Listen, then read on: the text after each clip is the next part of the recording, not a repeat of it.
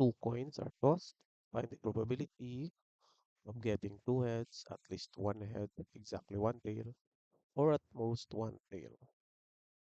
So, kunin muna natin yung sample space for the total possible outcomes. So, kapag nag-toss tayo ng dalawang coins, ito yung mga maaaring lumabas. Two heads, head and tail and head, and two tails. So, two heads. So, ano yung probability na ang lalabas ay two heads? So, ilan ba dito yung two heads? Ito, two heads. So, isa lang. Kaya yung favorable outcome dito is 1. And then, ilan lahat yung possible outcomes? 1, 2, 3, 4. So, 1/4 yung probability, letter A. Next is at least one head. So, ano din yung probability na pag ito sa dalawang coins, lalabas yung head. So, kahit isang head lang.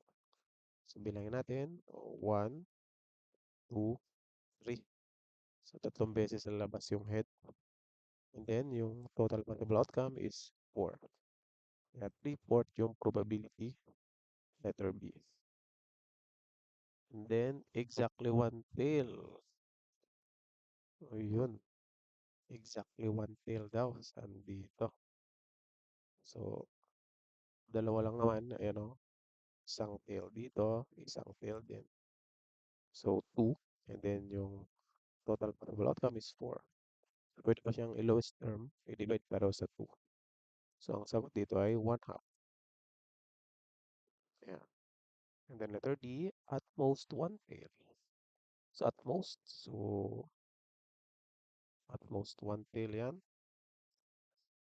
Kayo na yung sumagot dito. Kasi nasagutan ko na yung ABC. So, assignment nyo yan. Comment nyo lang yung sagot.